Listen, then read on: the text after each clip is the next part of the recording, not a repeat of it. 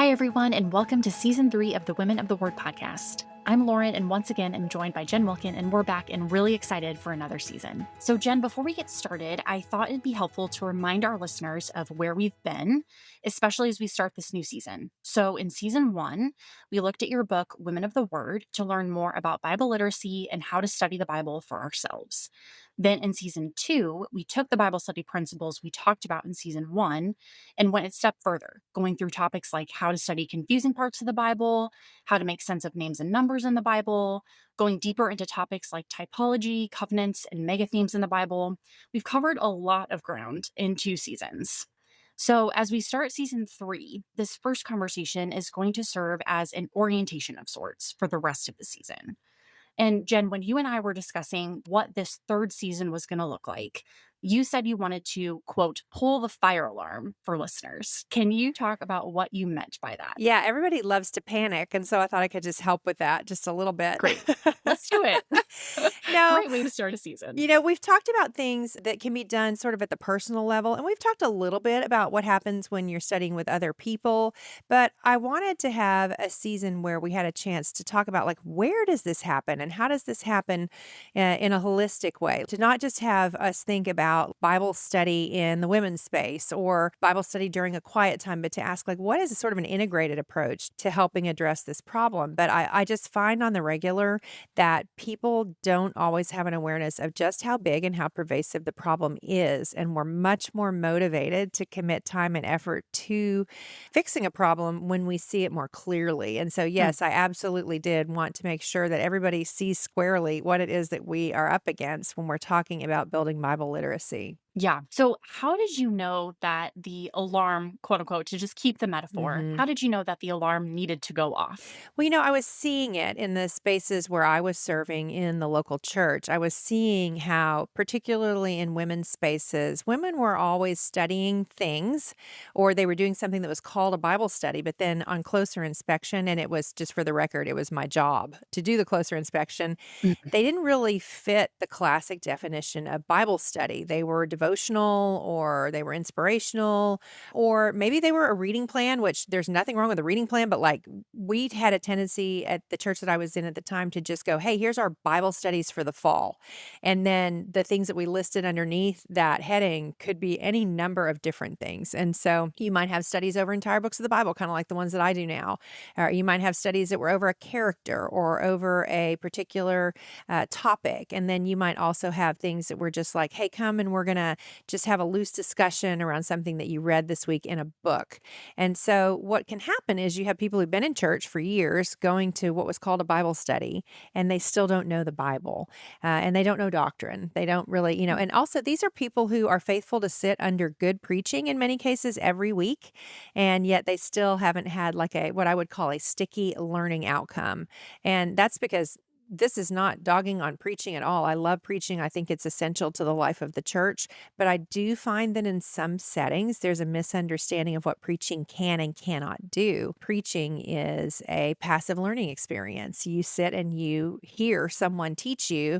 There's typically, in most preaching settings, not an opportunity for interaction or a back and forth or to pause and ask a question. So, what preaching can accomplish is great exhortation. It does teach, but it's not like a setting where there's dialogue happening and where you do work on your own. And so, these are some of the things I wanted us to talk about in this season because I don't know that those who are in local church leadership or just the well-meaning person who's wanting to have Bible literacy be a part of every aspect of their lives, we don't always know how to diagnose the problem, to measure the problem, and then to address the problem. So that's what we're going to do this season. Yeah, that's great. So you saw some examples of this in your own work, in your own Mhm, church. mhm. Is there a trend that kind of matches this in greater evangelical climate? Yeah, well, what's funny is I saw it happening in my own church and I thought, gosh, if it can happen here where we're well resourced and we have good preaching, then it Mhm. could happen anywhere. But I wasn't really sure that that was what was going on. And so, I wrote Women of the Word and I thought maybe my mom will buy it and some friends and it'll help me with Bible study and then it turned out that what I was seeing in my own setting was pervasive, that there was a sense of, oh, this is all of us. It's not just in this space. And, one of the things I'll do for fun well, this is my idea of fun, is when I have a group of people gathered who are like, I'll pull the fire alarm, like we're going to talk about some here, and they will hear, the statistics, or they'll hear the thinking of how things are going, and they'll nod their heads and say, yeah, it's terrible out there. But what they mean is it's terrible at someone else's church, or Yeah. it's someone else's problem, but I'm doing pretty well. And so I will typically follow up giving the information we're going to talk about with, hey, now let's take a little pop quiz over the Bible. And then I give them 20 just factual questions and ask some of them are yes or no, some of them are fill in the blank situation. And people just fail. And of course they do. I mean, if, Yeah. any 20 questions on a particular day given to me, I might not do that well on, because the Bible is a pretty big book and there's a lot going on Right. in there. But it's not someone else's problem. That's what I really want people to understand is, if you can sense that it is an issue at all, then there is a really good chance that it is an issue in your church. I had a conversation with a woman just last week who said, we are extremely well taught from the pulpit. We even have a traditional Sunday school model where people can go and sit and learn each week. And she said, I am just learning every week how our people just don't know. They couldn't tell someone else what they believe if they had to. Okay, Jen, so how about you share this bad news you've been talking about so we can get to the good news? Give us some of the statistics you were talking So about. I'm going to start with, these are actually statistics about the state of theology. And so Bible literacy is inseparable from this issue. You cannot talk about Bible literacy without also talking about theological literacy, because if you're growing in Bible literacy, you should be growing in theological literacy as well. And Mhm. one of my aims is to have a Bible literacy approach that is explicit in its intent to also teach theology. And I would hope that those who are grappling with the theological illiteracy issue would have as one of their aims to also be giving Bible literacy tools to people, because one of the reasons that we can't tell other people what we believe is because we wouldn't even know where to look in the scriptures to back it up. And so there's a report that's done every 2 years, and it's a joint report that's given by Lifeway and Ligonier Ministry on the state of theology. And so there should be one that's come out in 2024. The results I'm going to talk to you about are from 2022, but since it comes out every 2 years, we should be looking for these updates, and I'll be curious to see how things have moved since the last time it was done. I can guess, but I don't want to be a total bummer at the outset of the podcast. So here are just a few of the findings from the 2022 survey. They ask, actually, it's fascinating. They ask unbelievers, and then they also ask evangelicals to answer these questions, and then they do comparison points between what the unbelievers said and what the evangelical said. For the sake of today, we're not going to talk about what the unbelievers said about Christian belief. We're going to talk about what the people who are professing Christians Yeah, had to say. Okay, so sounds good. in response to the statement, God learns and adapts to different circumstances. So that is the doctrine of immutability. For those who have ears to hear it, it means that does God change or does God not change? In response to the statement, God learns and adapts to different circumstances, 48% of evangelicals agreed that yes, he Oh, does. Yeah. wow. Now, in response to the statement, everyone is born innocent in the eyes of God. So that's the doctrine of original sin, right? Historic Mhm. doctrine of the church. Everyone is born innocent in the eyes of God. 65% of evangelicals agreed with that statement. Mm. In response to the statement, God accepts the worship of all religions, including Christianity, Judaism, and Islam. 56% of evangelicals agreed. Mm. And then this last one is a real kicker. In response to the statement, Jesus was a great teacher, but he was not God. So, in other Mm. words, the dual nature of Christ is he fully God and fully man. In response to the statement, Jesus was a great teacher, but he was not God, 43% of evangelicals agreed. They agreed Wow. that he was not divine. And this was up from a 30% response in 2020. So, a 13% increase over the intervening 2 years. So these are certainly alarming. This is Yeah. showing us that while you have people who have hot opinions on politics or on healthcare or on even issues of morality, like are you pro-life or are you pro-choice, people can articulate those things for you. And in many cases, they would base those by starting by saying, and I'm a Christian and that's why I believe this way, but they can't articulate the basic Mm. beliefs of the Christian faith, the beliefs that define Christianity. And so this is happening in no small part because not just because they've not been taught doctrine, but because they don't know the Bible from which Yeah. those doctrines are drawn. Like Jesus says of himself that he is fully God. repeatedly, Right. right? Jesus says, I am the way, the truth, and the life. And so we're seeing this play out in people's understanding of doctrine or misunderstanding of doctrine. But then also just on the Bible literacy front, I just want to read an excerpt from an article. It's by Dr. Al Mohler, and it's called The Scandal of Biblical Illiteracy. It's Our Problem. And he says this, he's basing this on some Barna research that was done. So he says, fewer than half of all adults can name the four Gospels. Many Christians cannot identify more than 2 or 3 of the disciples. According to data from the Barna Research Group, 60% of Americans can't name even 5 of the 10 commandments. He says, no wonder people break the 10 commandments all the time. They don't know what they are. Multiple, so this is like, this is everyone. This is just Americans, okay? So, but brace Okay. yourself. He says, multiple surveys reveal the problem in stark terms. According to 82% of Americans, God helps those who help themselves is a Bible verse. Those identified as born-again Christians did better by 1%. A majority of adults think the Bible teaches that the most important purpose in life is taking care of one's family.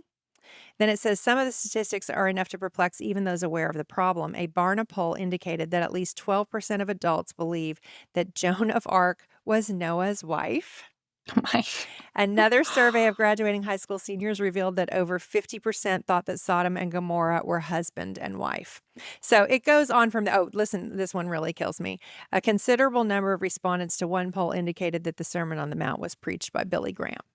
Oh, Okay, so this article was originally posted in 2012. So, mm, like, it's been out for a while. I think it's yeah. 2012 was the first time that I came across it.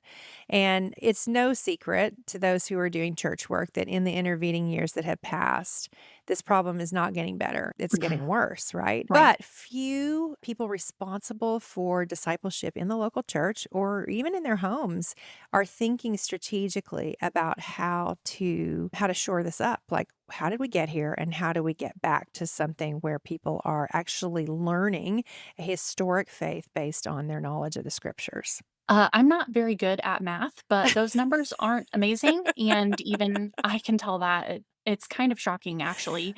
So, what about our current evangelical climate makes you so passionate about this issue? Yeah, I think in the current evangelical climate, first of all, I would say the evangelical climate it's a subclimate, right? So there's what's happening in Mhm. the Right. culture at large.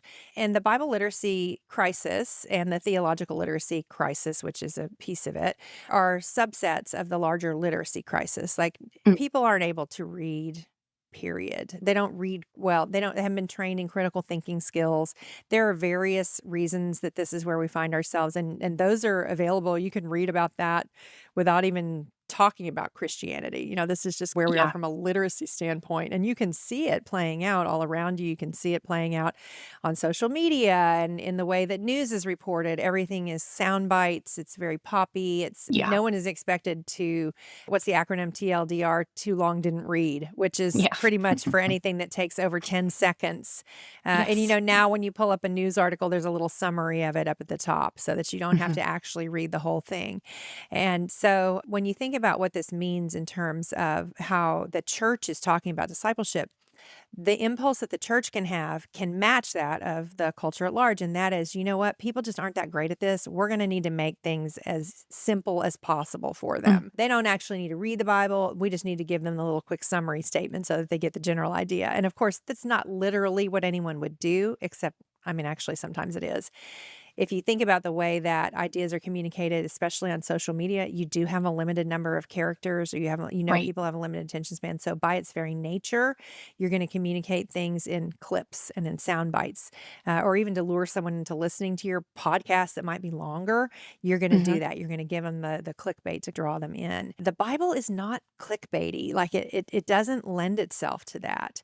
And so we have to ask, first of all, I think, how are we being shaped by the kinds of media that we use on a daily Mm, basis? And then how is that impacting the way that we view reading the Bible or serious study in doctrine? And then what is the church's role, or what is the believer's role in discipling others in the wake of all of these mhm. differing approaches? And as I mentioned, we can have a sense of, well, we're just going to have to keep lowering the bar on people. Mm, And that's actually the opposite impulse. That's actually the opposite of we should be doing. It may be that literacy rates have dropped and that people are not investing in being able to think critically or to reason well, particularly in matters of faith. But people have not lost the ability to be disciplined. They just Right. don't believe this is a space in which Mm. their discipline is required. And people are drawn to things that are hard. People in our churches are running marathons, they're doing Whole 30, they're doing all kinds of hard things because they've heard a compelling message. Someone has said this matters and here's why. And so they've started to do it. They're building organizations, they're building nonprofits, they're doing a lot of hard things all the time. But when they Mhm. come to our settings, they're like, this should be easy. Yeah. And Yeah. so there's a real call on those who are in places of leadership in the church to remember that this is the most important thing Mm. and to begin to demonstrate the value of it by actually not asking less of people, but asking more of them. Yeah, yeah. There's definitely a way in which I think it's easy to take that instant Mhm. gratification that we're used to in, like, Mhm. every other area of life and think that it also applies to Bible reading Yeah. or, like, when it comes to the Lord, and that is just, like, not real. No. There's a lot of value and necessity in taking the time to sit down and wrestle with something, and there's not a lot of places where we have to do that in other areas of life. We can choose to do that, like you were talking about with marathon running and other things. I don't run either, but I don't either. that sounds very hard to me. And so obviously people do that, but I think like you were saying with how we read the news or other Mhm. things, people just distill it for Mhm. us. And so we've lost the need to do it. And so it's, well, why can't this just be the same when it comes to how I study the Bible? Well, and it's fascinating too because I think we're seeing a renewed interest in talking about spiritual disciplines, and it Hmm. doesn't surprise me. I do think that's people saying, "Hang on, this is not good." That we haven't had any kind of Yeah. structured approach to these various, whether it's prayer or giving or fasting or encountering the scriptures. But I find that while a lot of these resources that are coming out have some very good and important things to say in the areas of, say, prayer or giving, generosity, meditation on the character of God or whatever, that when it comes to the actual interactions with scripture, a lot of them sort of just fade out. It's like, Mm. well, you should have a regular reading approach, or you should, it's basically like quiet time 2.0. Like, yeah, you need daily interaction with the scriptures, but there's not a lot of like nuts and bolts, but what should that time look like? Yeah. And it could sound like I'm just a rulesy person who wants to make you do things a certain way. And so I always like to remind people that the kinds of things that we'll talk about, like this season in the podcast and in general, when we're talking about Christian education, they're best practices. They're not like, hey, a good idea or some way to like whip people into shape. They're Mm. just basic best practices, honestly, for learning anything that have been used by the church for 2,000 years. And they're an old thing recently forgotten. There's something that we need to have an act of reclamation to bring it back into the life of the church. Yeah. So the problem of Bible illiteracy Hmm. is not a singular issue. No. It's not that we can say, oh, we're not great, maybe as a church or even as individuals, with Bible literacy, theological literacy, but that means that that problem is siloed by itself and it doesn't Hmm. affect Hmm. any other part of my spiritual life. That's not real. So how have you seen Bible illiteracy negatively affect other areas of our spiritual life, such as maturity or how Hmm. we view the Lord or things like that? Mhm.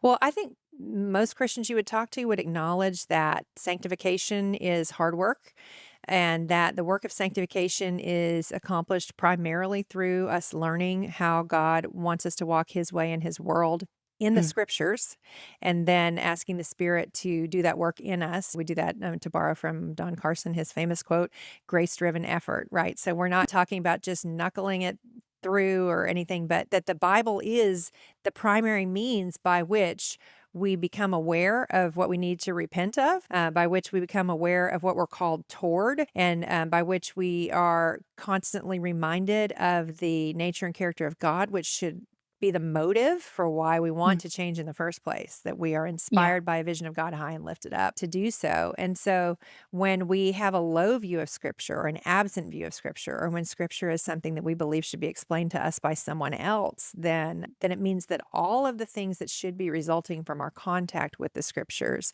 are not going to be happening at the pace or to the depth that they Mm. could be happening. Everybody's going to be sanctified. God is able to finish what he starts. In fact, he promises that he will. So, what we're all then asking is how quickly or how slowly is that process going to Mm. happen? And I think that in a therapeutic age where we view sanctification often as interchangeable with self actualization, like Mm. it's self improvement for self improvement's sake, and we forget that there is a communal nature to what happens in our sanctification, then we might be tempted to say, well, it might take me a little longer because I don't know the scriptures, but the Lord's going to get me there, so it's all good. And forget that our own sanctification has an impact on everyone around us as well. Mm. If you've ever been around a person who is immature, and we don't even have to deal with like spiritually immature, just immature in general, where you're like, would you please act like a full grown human? The reason you want that is because there are implications for us as well as for them if they are not growing in maturity. Everyone has to carry the load of a person who is lagging behind in their maturity level. And the same is true in terms of spiritual maturity. We do so graciously when the scriptures say, bear one another's burdens. I think that's a very real aspect of what it means. It's not just that we're carrying people through hard times, it's that we're bearing with one another in love when one of us is taking longer in an area than another one. But Mm. contact with the scriptures in a way that we are internalizing them and recognizing what they're saying and how it should change us is going to help a person grow from being an infant to an adult in spiritual terms and to move them from milk to meat. Great. So maybe let's get into a little bit more of where taking all that you've just described and discussed Mhm. and how this season we're going to try to flesh that Mhm. out a little bit more deeply. So, like I mentioned at the beginning of the episode, and as you've kind of mentioned throughout this episode so far, we've spent the last couple seasons talking about how we personally can grow in our Bible literacy, Mhm. but we're going to expand that now in season 3. So, can you just describe in maybe some more detail about what that's going to look like specifically? Yeah, I'm really excited about this season because I hope it will be an opportunity for people who are serving in their churches or who have a living room where they're doing what I like to call living room ministry, or Mhm. maybe it's family discipleship. And they're thinking, how can I be faithful to teach well the people who are in my area of influence? We're going to give you really practical help. And again, I want to use the language of best practices. And so many people may not know that I have spent 25 years serving in local church contexts. And so that means that I have a fair amount of experience. But not only that, it means that I have a lot of really smart friends who I Mm. have gotten to do ministry with who have insight into these best practices contextualized to particular groups. And so one of the ways that people end up as adults in the church who are still battling biblical and theological illiteracy is because churches tend to segment groups of people by age and not have a broad sweep of how we produce mature believers. And so some of the things we'll be talking about will be things like, hey, in an elementary school, we teach multiplication after we teach addition and subtraction. How is the local church thinking about that in the way that they are giving Bible literacy skills and tools to children, to students, to young adults, to adults? How, if in any ways, are there differences between all female spaces and all male spaces? Mm. Is it different when men and women are all in a room together? And so we're going to invite people on this season who I've had the just privilege of working with, and you'll get to hear from them personally about how they have implemented Bible literacy skills and theological training in every level of instruction in the church. And then just how there are transferable ideas that whether you're in a big church or whether you're in a small church or whether you're doing this with your own children in your home or whether you're doing this in your living room with a group of people that you've gathered, that you can take and you can apply to those spaces so that you actually are thinking in terms of a learning outcome, not just let's get together and throw some spaghetti at the wall and see what sticks. Yeah, yeah. Can you maybe describe a little bit what you mean by learning outcome? Yeah, so if you send a child to first grade, they will invite you to come and have meet the teacher night, and the teachers will talk about this is what your child is going to learn this year. And here are some of the ways that we will be teaching these things to your child so that you, the parent at home, can partner with us and you can know that at the end of the year, your child should be reading at this level or your child Mm, should understand math concepts at this level. In the church, we tend to handle things a little differently. We're like, we're just glad they showed up. We're going to give them something that's not going to be too threatening, and whatever they take away is great. mhm. And so, as you can see, that kind of an approach is yielding full grown adults who can't articulate. They could, if you said, can you explain the Trinity to me? They'd be like, hard pass. And so, Right. or just, hey, tell me where in the Bible we know for sure that Jesus is fully God and fully man, like by the Bible's own account. Like, where would you take Mm, me to show me that? Just those kinds of things. And so, what we're doing is we are thinking strategically about, okay, well, what should a 12th grader know if they've been through our children's programming? Or what should an adult know if they've been at the church for at least 3 years? Those kinds of things. Or it may be in a living room setting that you're thinking just more pragmatically, like, what are the things that I wish I had known and I didn't know, and how can I transmit those to someone else? Because really, we know that for years and years, the vast majority of discipleship that's happened in church history has been in groups of maybe 2 or 3, or maybe mhm. 8 or 9, right? Led by a willing leader who saw a need and walked toward it. And so some of what this season will hopefully establish for you is if you're that willing leader, that the pulling of the fire alarm will confirm for you, oh yeah, yeah, yeah, I've been thinking this is an issue and now I know it is, and it is within my power and is within my ability to do something to help with this. But it won't happen if I'm randomly picking Mhm. whatever book showed up on someone's 2024 top reading list and saying, well, that sounds good. Let's try that. We need some sort of a strategic approach. Yep, makes sense. Some best practices to help keep a goal in mind that can help direct how we move forward with that Bible Yeah, literacy that's goal. right. There's that well-used statement, begin with the end in mind. You Mhm. should know where you want them to end up, and then everything you're doing is working toward that. Yep, makes sense, makes Mhm. sense. So if you had to summarize maybe the goal of what you hope, keeping that in mind, let's Mhm. keep the end in mind for this season. Hit me with my own theory. Yeah. How would you summarize what the goal for where we're gonna go for season 3 would be? Mhm. I wanna give listeners tools. So we've given tools in the first 2 seasons, but now I wanna give tools specifically for how you can lead others in growing in this. Some of it'll be applicable to the individual, but I wanna give you tools. I wanna give you confidence, or sometimes I will say I wanna give you permission. Like, "You need to do this." And Yeah. if you don't believe me, just read the Great Commission before you tune in for the next episode, because we are all called to turn and tell someone else. And so I wanna give you tools, and I wanna give you permission and confidence that you can do it, and really that you must. I mean, Mm, I believe, and everyone you're gonna hear on the podcast this season would say that Great Commission faithfulness is at stake here. We want to pass the good deposit from one generation to the next, and by the metrics that I have just shared with you in the pulling of the fire alarm, we're not doing it. And mm, many of us couldn't do it because we ourselves can't pass along a deposit that we haven't been given.